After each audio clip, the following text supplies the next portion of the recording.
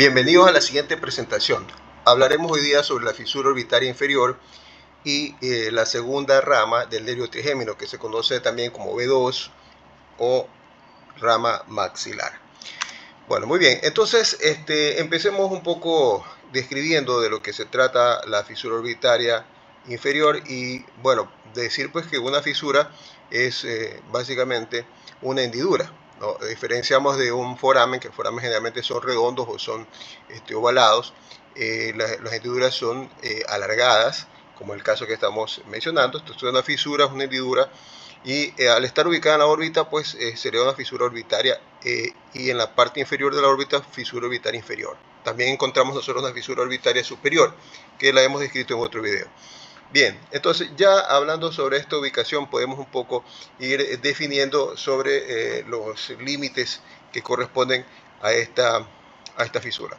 Primero estamos viendo acá un límite superior que corresponde al borde inferior de la cara orbitaria del ala mayor del efenoides.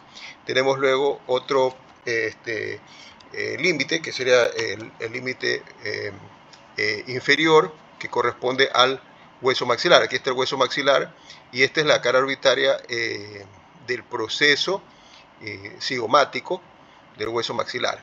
Un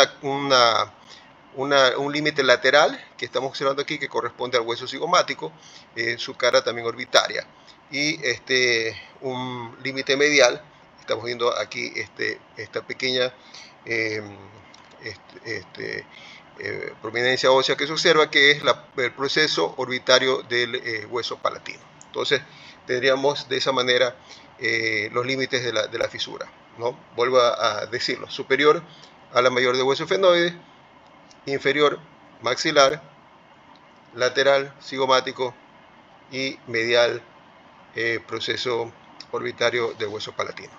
Esta es unos límites ordenados. Podemos encontrar en otra literatura descritos de otra manera los límites como póstero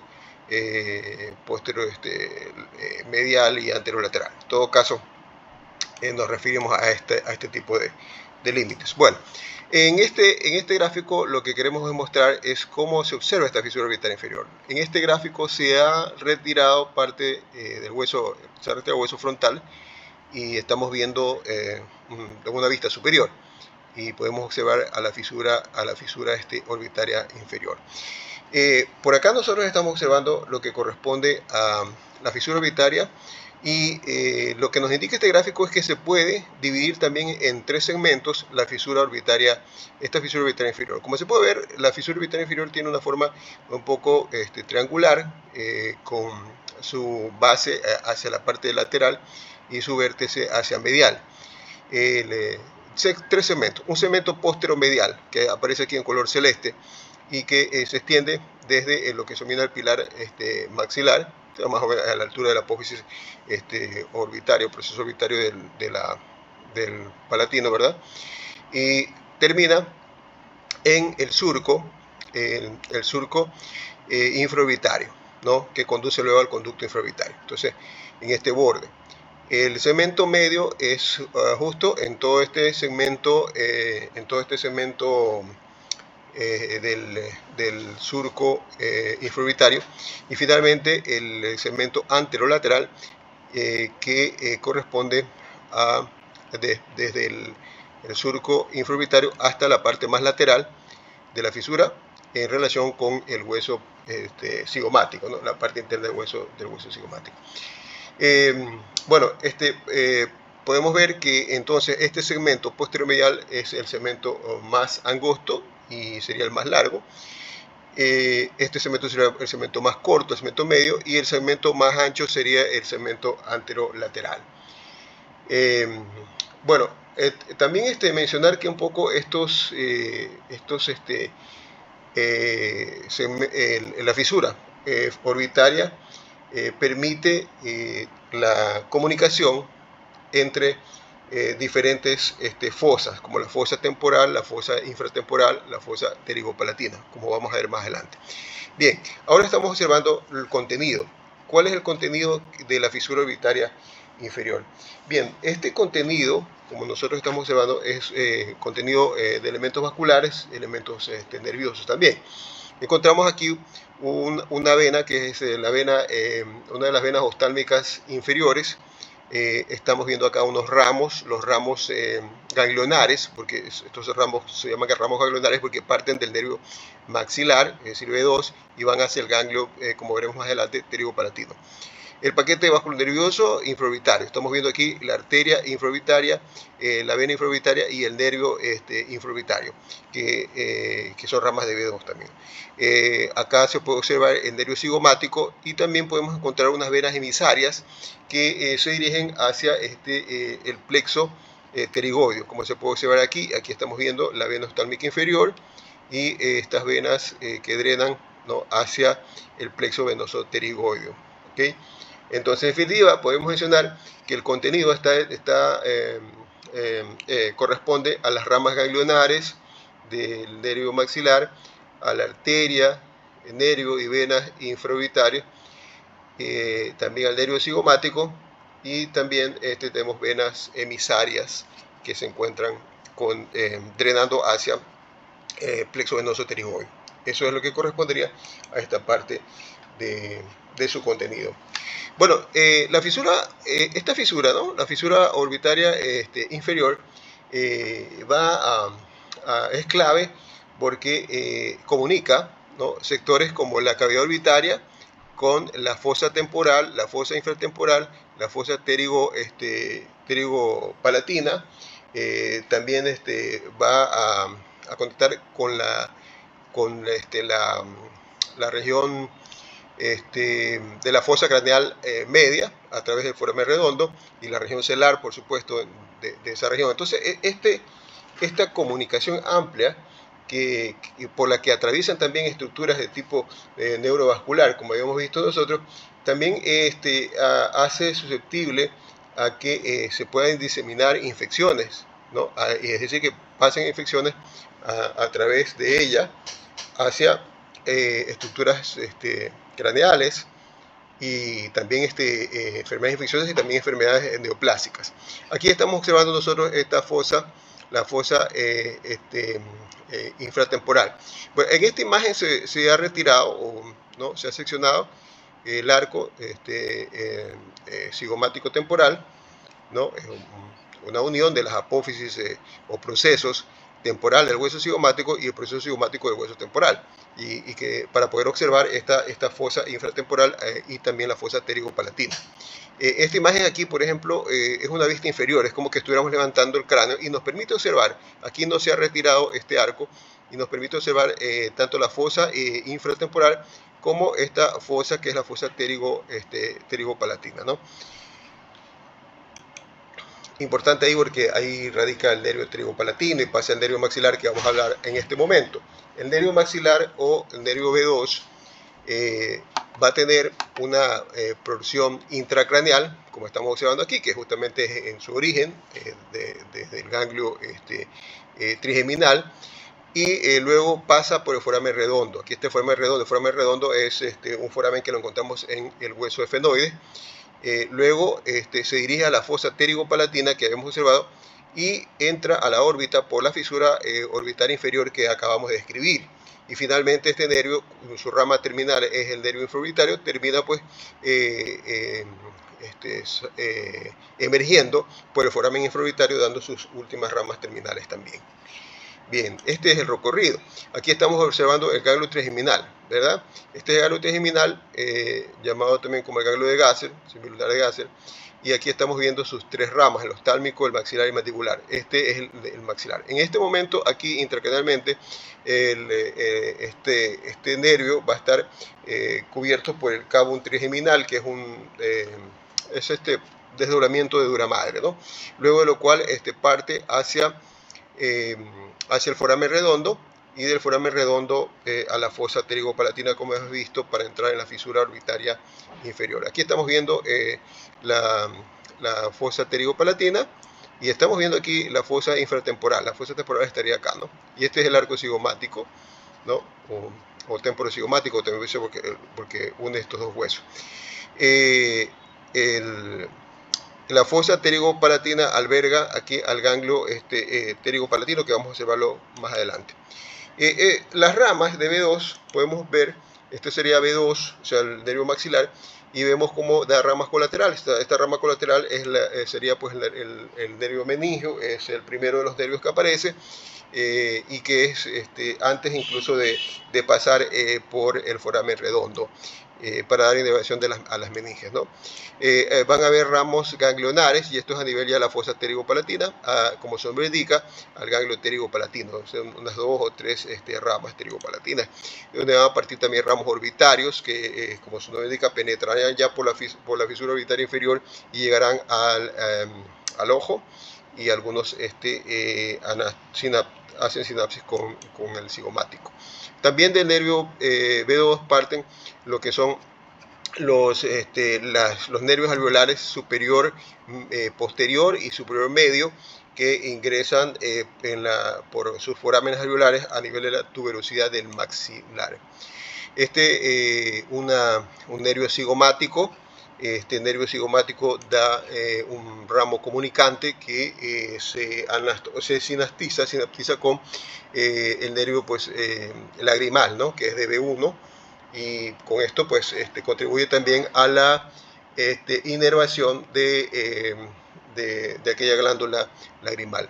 El nervio cigomático termina dando 2 ramas terminales, que son el cigomático temporal y el cigomático facial. El cigomático facial emerge por su foramen cigomático facial, y el cigomático temporal lo hace también por su propio foramen cigomático temporal.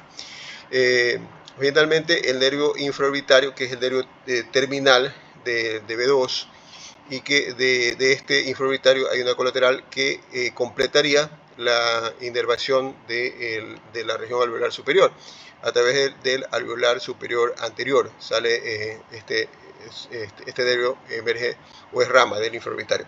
Y el nervio infraorbitario da sus ramas terminales cuando, una vez que emerge por el foramen infraorbitario, da ramas palpebrares inferiores, van al párpado inferior, ramas nasales externas hacia la región nasal, y ramos labiales superiores hacia el labio superior. Del ganglio, el ganglio pterigopalatino tiene ramas aferentes y eferentes, ¿no? Una de sus ramas aferentes es el conducto pterigoideo, ¿no? El cual sale de su cara posterior y se dirige pues, por el conducto pterigoideo, que veremos más adelante. Como eferencias tiene el nervio faringio. También tenemos los nervios nasales posteriores superiores. Tenemos también el nervio nasopalatino y los nervios palatinos mayor y nervio palatino menor. Del nervio palatino mayor hay una rama que completa las ramas nasales posteriores, y esta sería el nervio nasal posterior inferior. Okay. Aquí estamos viendo el nervio meningio, como habíamos mencionado. Este es el foramen redondo, y el ramo meningio inmediatamente antes de ingresar este nervio por el foramen redondo se dirige hacia arriba, un poco hacia atrás también, para dar inervación a estas meninges, ¿no?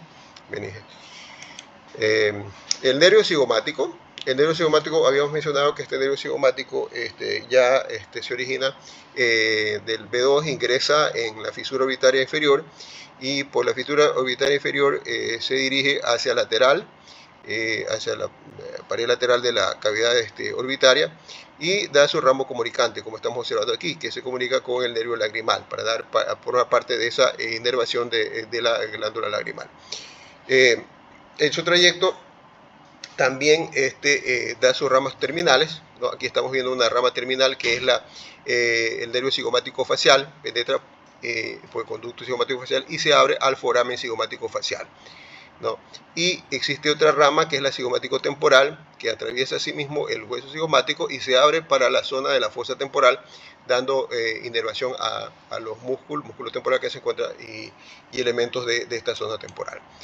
El nervio infraorbitario, que corresponde a la rama terminal del nervio B2, ¿no? O maxilar, penetra por la fisura orbitaria inferior, sigue un surco, que es el surco infraorbitario, penetra por un conducto infraorbitario, que también lo denominan a veces como canal, pero es conducto, y se abre en el foramen infraorbitario.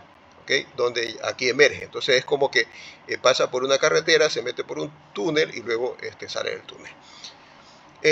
Cuando emerge, el nervio infraorbitario da ramas palpebrares inferiores, da ramas nasales externas y ramas labiales superiores, para el labio superior. Pero además también no olvidemos que aquí va a salir una rama, la rama alveolar superior anterior, ¿no? ¿Ya? Aquí estamos viendo cómo este es el foramen infraorbitario, y cómo aquí está acompañado por la arteria infraorbitaria y las venas infraorbitarias que también habíamos mencionado, ¿no?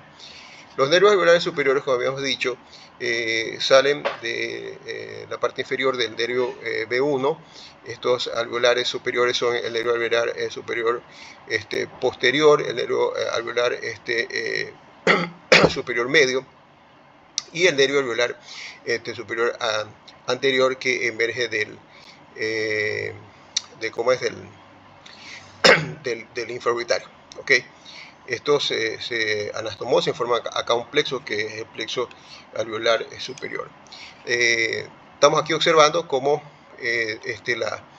los nervios alveolares se encuentran y las diferentes estructuras y elementos que van en su trayecto, pues, o que van a dar inervación, ¿no? Cerca de la entrada del surco, ¿verdad? De la fisura orbitaria inferior, parte el nervio alveolar superior posterior.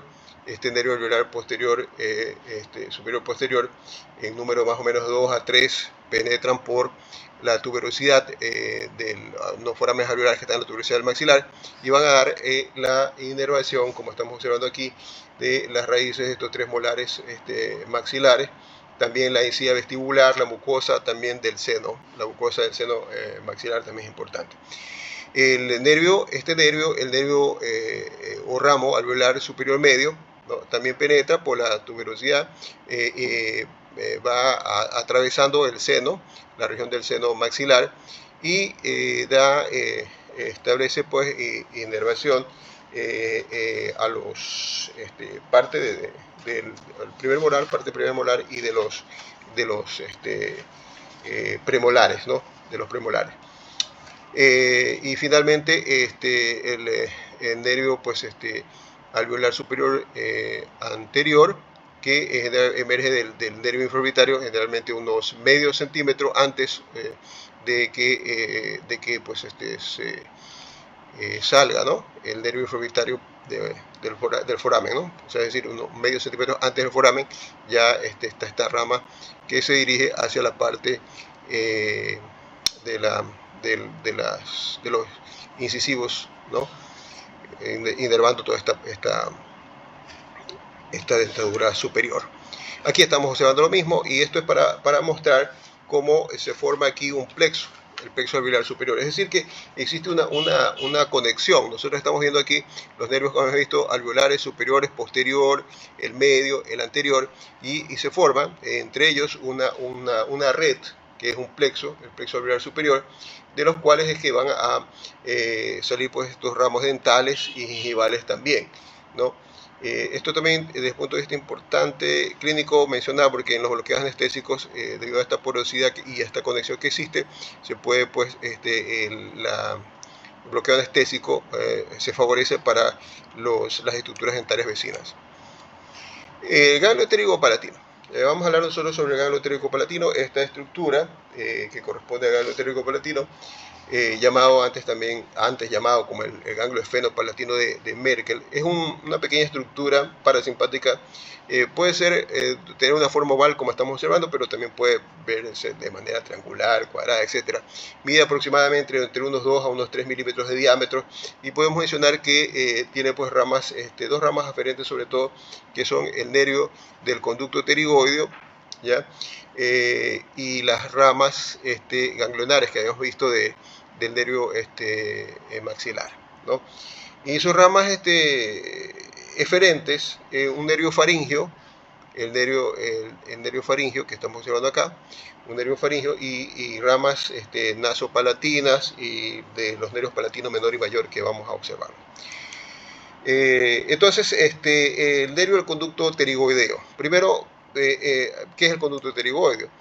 El conducto pterigoideo, llamado antes canal pterigoideo, es, nosotros encontramos en su orificio que nos conduce a este conducto, lo encontramos en la base o raíz del proceso pterigoideo del hueso efenoides, como estamos observando nosotros.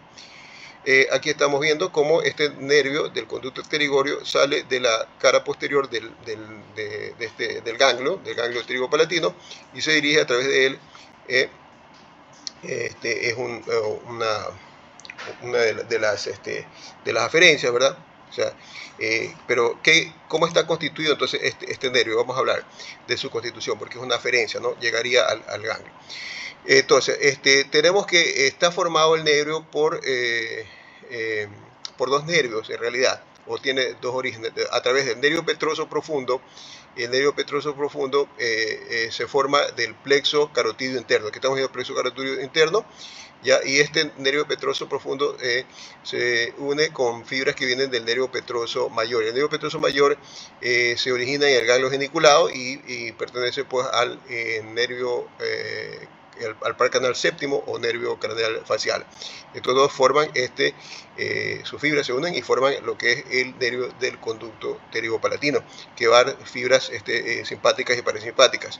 Las fibras simpáticas a través del plexo carotidio y las fibras parasimpáticas a través del ganglio, del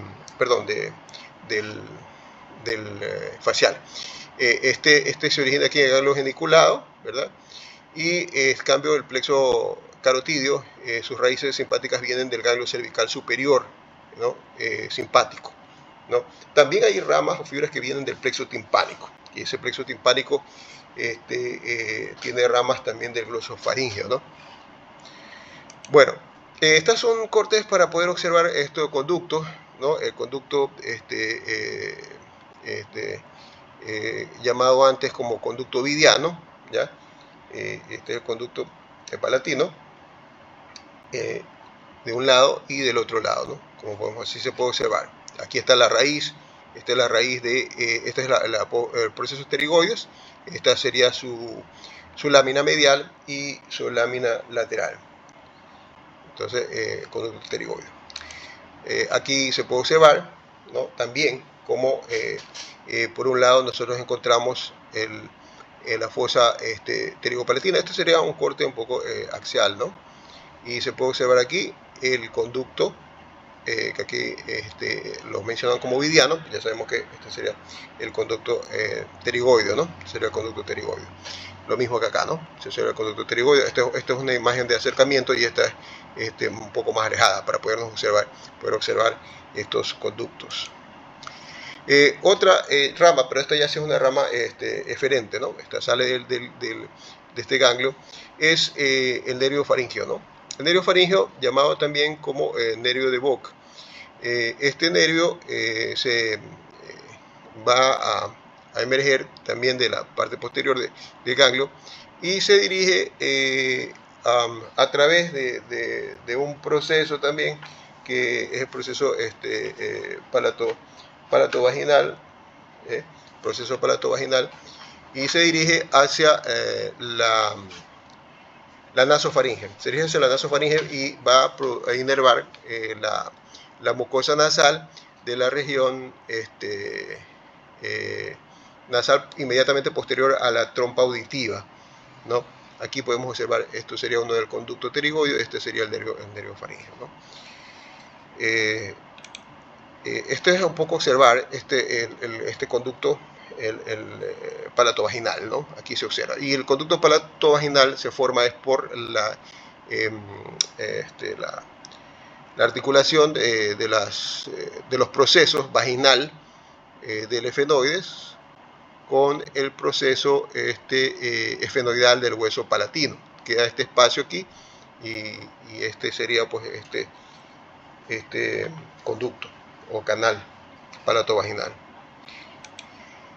Nuevamente se observan las líneas de las flechas, perdón, están indicando este palato vaginal, conducto palatovaginal. Otro de las aferencias del ganglio pterigopalatino corresponde al nervio nasopalatino. Y el nervio nasopalatino va a penetrar por el foramen esfenopalatino, lo que tenemos en la parte posterior. Ya vamos a hablar un poco de este foramen. Ingresa, se dirige hacia medial y va a dar inervación a la zona del tabique, pasa entre la mucosa del tabique y el periósteo del tabique nasal, ¿no? Y a la final termina abriéndose en el foramen nasopalatino a nivel del paladar, de la parte anterior del paladar duro, a este nivel más o menos. Ya vamos a verlo a más detalle. Pero un poco hablar sobre cómo se forma este foramen esfenopalatino, por el que pasa este nervio nasopalatino. Bueno, en realidad aquí existe una escotadura o incisura esfenopalatina. Este es el hueso palatino.